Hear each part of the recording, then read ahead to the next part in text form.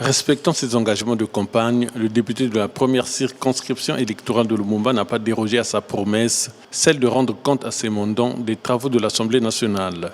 Louis-Gabriel Mussatou a fait la restitution des travaux de la 7e session ordinaire dite budgétaire, tenue du 15 octobre au 23 décembre 2024.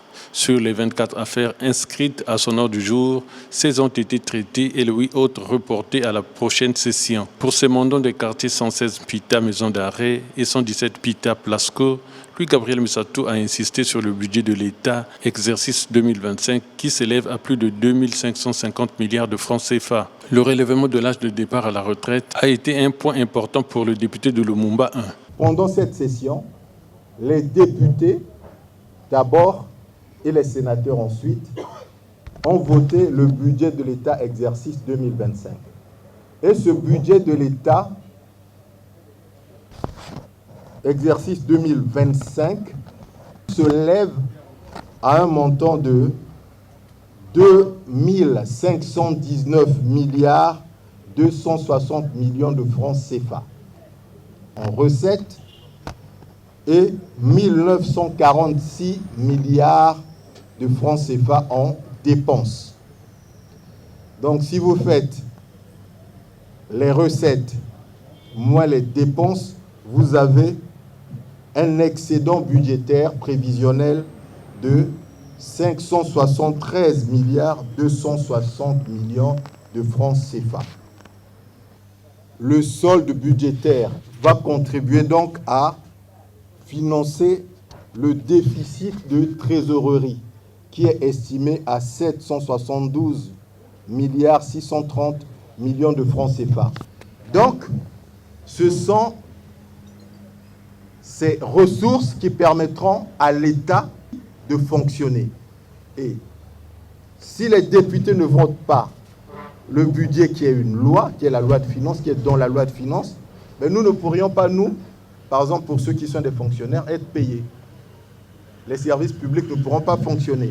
Donc il était essentiel que cette loi soit votée. Et nous avons contribué, nous, par le mandat que vous nous avez donné, à voter cette loi de finances, donc à voter le budget de l'État exercice 2025.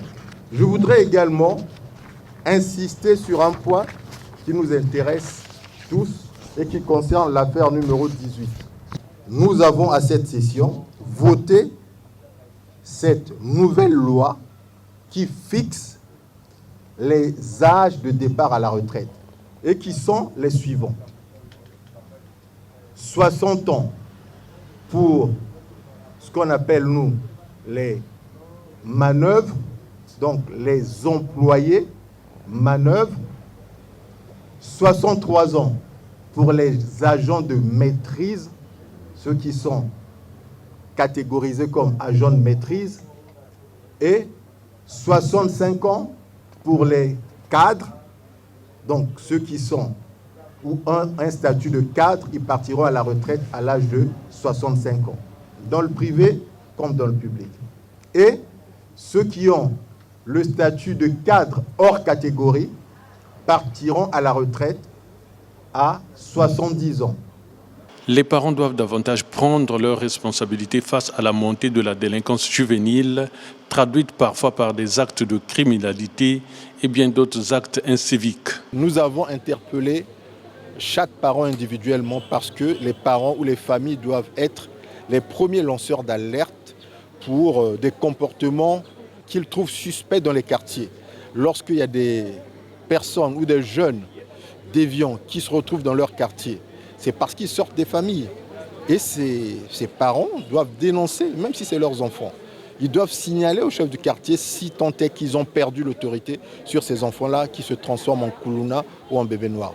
Pour qu'ils remontent à la police afin que nous puissions tous être nous-mêmes des gardiens de la sécurité dans nos quartiers et dans nos villes.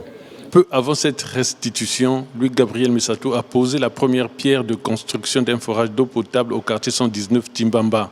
C'est le 4e forage construit en 2 ans et quelques mois de députation, après kilomètre 4, Pita et 31 juillet.